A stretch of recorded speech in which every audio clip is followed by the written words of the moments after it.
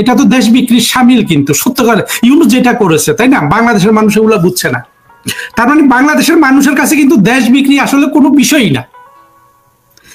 দেশ বিক্রি যদি বাংলাদেশের মানুষের কাছে কোনো ইস্যু হতো, তাহলে তো আজকে ইউনূসকে লাথি মারতে মারতে মারতে মারতে বঙ্গোপসাগরে নিয়ে ফেলে দেওয়ার কথা। একজনও কি সেটা করছে না। অর্থাৎ ভারতের কাছে বাংলাদেশ বিক্রি এটা বিষয় না। বিষয়টা হলো যে মৌলবাদীরা একটা গ্রাউন্ড তৈরি করে নেওয়া, অপপ্রচার করে আওয়ামী লীগকে অপদস্থ করা, শেখ হাসিনাকে পরাজিত করা।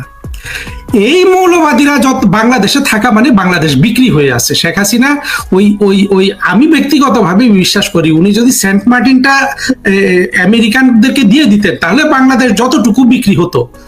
উনি যে বাংলাদেশের স্বাধীনতা বিরোধীদেরকে রাজনৈতিকভাবে অর্থনৈতিকভাবে পঙ্গু করতে পারেননি, তাতে বাংলাদেশ অনেক বেশি বিক্রি হয়ে আছে বিদেশি শত্রুদের কাছে।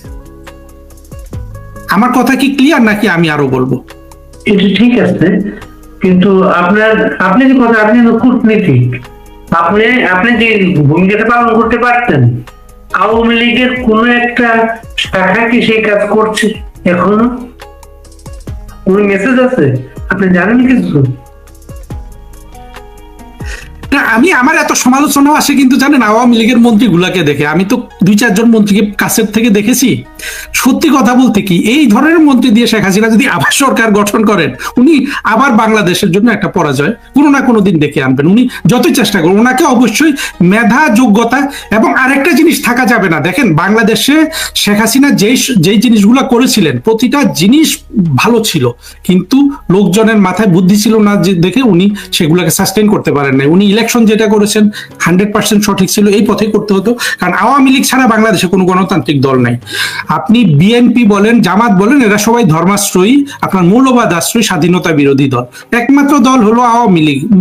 এবং আওয়ামী লীগ বাংলাদেশ মানে 100 বছর আওয়ামী লীগের কিন্তু রাইট আছে বাংলাদেশ শাসন করার, কিন্তু সেটা প্রজ্ঞার সাথে করতে হবে। আমি এমন কোন মন্ত্রী আওয়ামী লীগ ভালো মন্দ পেয়েছি, কিন্তু একেবারে রাউন্ডেড মিনিস্টার ক্যারেক্টার আওয়ামী লীগের বঙ্গবন্ধুর যোগ্য উত্তরসূরি শেখ হাসিনার আপনার রাইট, আপনার পরামর্শদাতা, মানে ওনার সাথে দাঁড়িয়ে থাকার মতো মন্ত্রী আমি একজনও পাইনি। এই জিনিসটা ওনাকে বের করতে হবে, দরকার মন্ত্রীর সংখ্যা কমিয়ে আনতে হবে। আমি একবার সৌভাগ্যক্রমে আমার একবার ইয়ের সাথে দেখা হয়েছে, ওনার বাসায় গিয়েছিলাম কোনো একটা কারণে, মতিয়া চৌধুরী। একেবারে আপনি ধরেন, এটা অনেকেই গল্প করেছে, বোঝাই যায় যে এই মহিলা ঘুষ খায় না। আপনি কি 10টা মানুষ পান না আওয়ামী লীগের মন্ত্রী বানানোর জন্য যে ঘুষ খায় না? আপনার 100 মন্ত্রী কেন বানাইতে হবে? আপনার জন্য তো 10 কোটি মানুষ আপনার সাপোর্টে আছে। অর্থাৎ জিনিসটা হলো যে কে ঘুষ খেয়েছে। দেখেন, সব বলেছিল না সব টাকা চুরি করে ফেলেছে, আজকে তো ইউনূসের আমলে টাকা অনেক বেশি চুরি হচ্ছে। বাংলাদেশের মানুষের কাছে দুর্নীতিও কোনো বিষয় না, কারণ আমরা সবাই দুর্নীতিবাজ হইতে চাই। আমি সৎ আছি কারণ আমি সুযোগ পাই না। বিষয়টা হলো রাষ্ট্র যখন শাসন করবে, মন্ত্রীর বিরুদ্ধে দুর্নীতির অভিযোগ আসতে পারবে না। অর্থাৎ আসলেও সেটা কার্যকরভাবে খণ্ডন করতে হবে। অর্থাৎ শেখ হাসিনাকে সরকার চালাইতে হলে শেখ হাসিনাকে প্রথমে ধরতে হবে যে আমি কুমির এবং সাপের খাঁচায় রাষ্ট্রটা শাসন করি। সেইখানে 1 সেকেন্ডের শিথিলতার সুযোগ নাই, কারো কোনো ধরনের শিথিলতার সুযোগ নেই। সেই জায়গাটা আসতে হবে এবং সত্যিকার অর্থে কিভাবে মৌলবাদীদের পরাজিত করা যায় সেই জায়গাটা খুঁজে বের করতে হবে। এবং এটা কঠিন কাজ, আবার সহজ কাজও। প্রথম কথা হলো জিনিসটা যে সম্ভব এটা বিশ্বাস করতে হবে, বিশ্বাস করে সেই অনুযায়ী এগিয়ে যেতে হবে। আমি মনে করি লোকবলের অভাব নেই, সেটার জিনিসটা হলো সঠিকভাবে লোক নিয়োগ করা, লোক বাছাই করা। আওয়ামী লীগের অনেকেই এখনো মনে করে, এখনো বিশ্বাস করে ওয়াকার কিছু একটা করবে।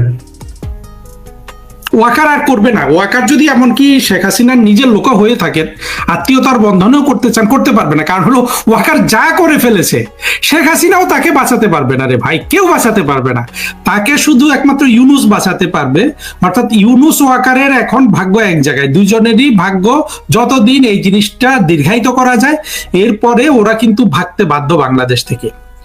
ওয়াকার তো জানে যে শেখ হাসিনাও মানে ওয়াকারকে বাঁচাতে পারবেন না, আসলে এটা পারা সম্ভব না। সুতরাং ওয়াকার কখনোই আওয়ামী লীগের পক্ষে কিচ্ছু করবে না। আর করবে না কেন জানেন? করলে সে তার সব কিছু যখন অনুকূলে ছিল তখনই সে করে নাই। এখন সবকিছু আওয়ামী লীগের প্রতিকূলে এখন করবে, এইটা আহাম্মকের। এবং আমি মনে করি যে ভারতের যে সেনা প্রধান যে বলে ওয়াকারের সাথে আমার কথা হয়, আমি তো মনে করি এই ভারতের সেনা প্রধানও আসলে বেকুব। ওয়াকার তাকেও বিক্রি করতেছে, মানে ওয়াকার এতই চালু। হ্যাঁ, ওয়াকার তো সৈনিক না। আপনি একটা সৈনিকের দেখবেন ওয়াকারের পেট আমার পেট একই রকম, অর্থাৎ এই বেটা আগে থেকেই কিন্তু জামাতি বসে আছে ওইখানে। হ্যাঁ, ওর নাকি আবার ইমাম হিসাবে ভালো, এই ধরনের জামাত পেলে হার্টে ফুটা থাকলে আপনি ফুটাটা আরো বড় করে দিবেন যাতে এরা দ্রুত মরে যায়। সেটা না করে আপনি এদেরকে জামাই বলে জামাই আদর করবেন, আপনাকে ফেলে দিবে। দেখেন, বঙ্গবন্ধু মোশতাককে কিছুই করে নাই। মোশতাক কি তার জন্য একটু রহমত করেছে বঙ্গবন্ধুর উপর? ওয়াকারকে তো আমি কিভাবে ওয়াকার পারে বলেন? আমার নিজের বুক ফেটে যায় শেখ হাসিনার 5ই আগস্টের মানে ওনার যে পরাজয়, এটার কথা চিন্তা করলে। আর ওয়াকার কি সুন্দর তখন সে বলতেছে জামাতে আমির। কি কোন পর্যায়ের জঙ্গি হলে আমিরে জামাত কোন পর্যায়ের জঙ্গি হলে পুরো 16 বছর ধরে পেলে পুলে ছেলের মতো হোক, ছোট ভাইয়ের মতো হোক আদর যত্ন করা। শেখ হাসিনা যাদের স্নেহ করেন সেটা তো জানেন যে আপনারা, একেবারে ইয়ের মতো। কিভাবে সে পারলো? কত বড় জঙ্গি হলে এটা পারা যায় আপনি চিন্তা করে দেখেছেন? আওয়ামী লীগের লোকজন ভাবে, কারণ আওয়ামী লীগের লোকজন আসলে কি বলবো, দেখেন 4 আগস্ট রাতে উনি গণভবনে বলে আসলেন উনি সব দায়িত্ব নিচ্ছেন, আর কেউ করতে হবে না, উনি সবকিছু করবেন। গণভবনে বেরিয়ে গিয়ে উনি খালেদা জিয়ার নিরাপত্তা উপদেষ্টাকে ফোন করেছে, ফোন করে পরের দিন সকাল 10টায় আসতে বলেছে। এর আগে আওয়ামী লীগের সমস্ত কর্মসূচি ওয়াকার উল্টো করিয়েছে। আওয়ামী লীগের এত ওই জায়গা তখনই বোঝা উচিত ছিল। এমনকি 3 তারিখের আগে থেকে কিছু কারফিউ চলছিল না, একটা কারফিউ কিন্তু আর্মি কিন্তু আপনার ইয়ে করে নাই, এক্সিকিউট করে নাই, অর্থাৎ কারফিউ ছিল নামে নামে। তখনই কিন্তু প্রধানমন্ত্রী শেখ হাসিনার সাথে সাথে ওয়াকারকে বাতিল করে দিয়ে জেনারেল মুজিব, আমি নাম চিনি এদের কাউকে চিনি না, মানে এই ধরনের কাউকে বসানো উচিত ছিল এবং ওয়াকারকে ওইখানে মেরে ফেলা উচিত ছিল। এখানে তো ভাই কোনো, আপনি না মারলে তো আপনাকে মারবে, আপনি কিভাবে আপনি এটা দেখাবেন, তাই না?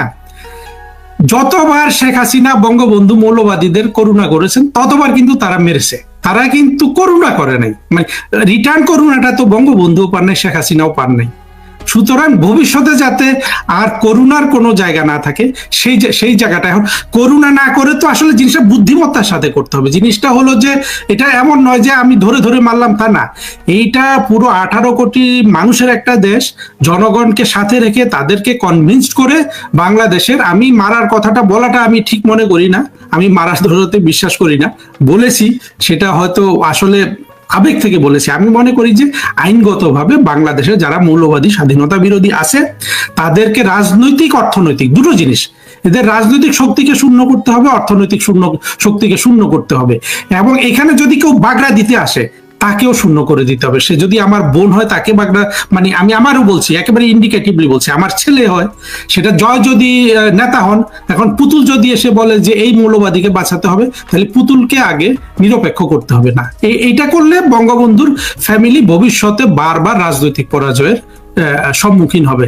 এখন কথা হলো যে বঙ্গবন্ধু তো শেখ রেহানার কাছে বঙ্গবন্ধু যা, তাই না? আমার চেয়ে তো অনেক বেশি। তাই শেখ রেহানাকেও এটা বুঝতে হবে, শেখ হাসিনাকেও বুঝতে হবে যে বঙ্গবন্ধুকে খুন করেছে যারা, তাদের প্রতি প্রতিশোধ না নিলে বাংলাদেশ কোনোদিন আপনার এই মুক্তিযুদ্ধের চেতনায় বা মুক্তিযুদ্ধের ধারায় ফিরে আসতে পারবে না। আর আপনি আমেরিকার সাথে সন্ধি করবেন না, আপনার দেশটাই তো মৌলবাদীরা নিয়ে যাচ্ছে। কথার কথা, আমি সন্ধি করতে বলছি না, আমি বলছি যে চিন্তার ভুলটা কোথায়। আপনি আমেরিকাকে দেশ, আপনি জামাতকে দেশ না দিয়ে আমেরিকাকে দিলে আমি বলতাম যে এটা বেটার ছিল। এই জিনিসগুলা হলো বোঝার বিষয়। যাই হোক, আমি অনেক কথা বললাম। ব্যাপার, আপনার কূটনীতিক মানুষ, এই যে ইউনুস সর্বশেষ বেশ কিছু সফরে সরকার প্রধান তো সে, ওইসব দেশের সরকার প্রধানদের অ্যাপয়েন্টমেন্ট পাচ্ছেন না। সৌদি আরব যেতে গিয়েছিলেন, ওইখানে কোনো অ্যাপয়েন্টমেন্টের আশ্বাস পাচ্ছেন না। এটা কি মেসেজ দেয়? এটা বাড়ি ভাই, প্রথমে একটা জিনিস আপনি খেয়াল করেছেন, বাংলাদেশে ফেসবুকে ইউটিউবে যারা কথা বলে, আমি খুব কম বলি বা কম লিখি, আমার চেয়ে বেশি ইউনুসকে অপমান কেউ করে নাই।